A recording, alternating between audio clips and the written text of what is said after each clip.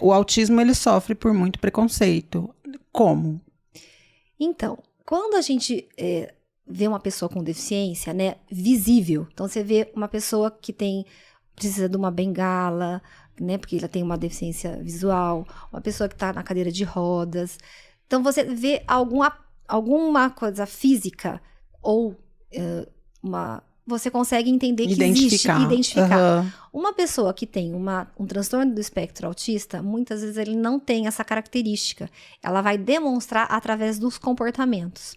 Então, muitas famílias deixam de ir a muitos lugares porque até a construção desse diagnóstico demora um tempo. Uhum. Então, a criança começa a ter comportamentos, às vezes, de gritar, de choro, de não conseguir ficar muito tempo no lugar. Então, existe um afastamento e vai se criando um pré-conceito sobre aquela criança, de uma criança que é mimada, uma criança que é teimosa, que não segue regras. As pessoas que estão vendo pensam assim, essa criança é mimada, bate nessa criança, ou coisa parecida. Isso. Já começa o preconceito aí. Começa por aí, né? E essa situação, ela, apesar da ciência ter evoluído muito sobre o diagnóstico, a gente pode pensar que a primeira literatura que se tem sobre autismo foi de 1943. Nossa.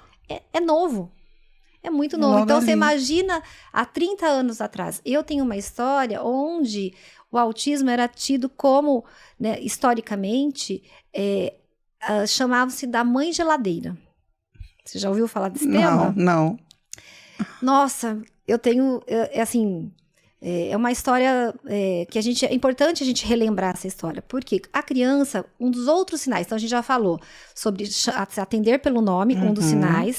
O segundo sinal, não ter contato visual, ter ausência de contato visual ou pobre contato visual.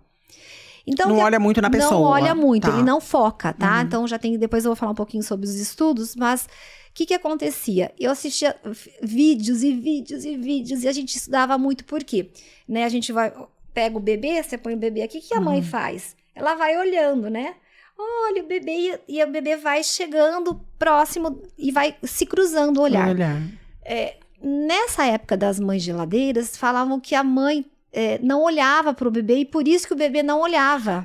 Passava a culpa para a mãe. Passava a culpa para a mãe. Ai, meu Deus. E aí a mãe carregava essa culpa. Então, eu sou desta época. Quantas mães morreram achando que a culpa era da mãe. Era na questão das relações sociais. Então, ficou esse tema. Aí, olha, gente, esse tema ficou muitos anos e quase era uma guerra. Porque daí começaram a estudar o cérebro e viram que era um transtorno do neurodesenvolvimento. Era um funcionamento do cérebro. Então, a criança não fazia o contato visual, não porque ela não quer, porque ela não consegue. Nós temos uma área específica do cérebro que manda, a gente pega essa tríade entre boca, né, o olhar, para a criança olhar. E hoje já tem, daqui uns 10, 15 anos, eu acho que até um pouco antes, a gente vai ter aonde que pega o ponto do olhar. Então, quem convive com uma pessoa que está dentro do espectro autista, que a gente está... Espectro significa heterogeneidade, né? Quando a gente está com essa criança dentro do espectro, o ponto que ela pega da fala não vai pegar nessa... Ela vai pegar aqui, então ela não mantém o contato, o olho dela desvia. Mas é o cérebro que manda essa mensagem. Que loucura, né, menina? Que loucura que eu digo assim, que interessante que fizeram todo esse... E a ciência teve que evoluir, porque não tinha esse método para trabalhar com essas crianças, ninguém sabia. O primeiro caso que eu atendi, que era de Área 8... Ainda vou lembrar que filme que eu vi, que se chama Área 8. Eu falei, meu Deus, me ajuda. O que é isso?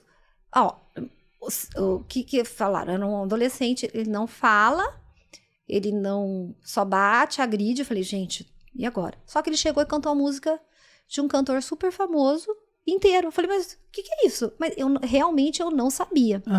Aí eu sou muito, assim, antenada e muito... gosto de descobrir as coisas, né? Então eu juntei com uma amiga e fomos estudar. Para saber, entender, mas ainda tinha pouquíssimo conhecimento. Informação. E não tinha internet, você tive que fuçar livros. Era livro e procurar médicos. Olha, Internet, nossa, Nem pensava nem em pensar, existir. né? Não, a gente tinha que buscar livros mesmo, literatura. Nas faculdades era algo que está chegando faz pouco tempo, tá? É coisa de 15, 20 anos que a gente está falando que está chegando sobre o tema. E nesse período todo, mães, familiares, pais, as próprias filhos sofriam por falta de conhecimento de quem pudesse ajudar. Os primeiros lugares que eu fui foi numa APAE em Pirassununga. Essa eu posso falar que foi que me ajudou muito.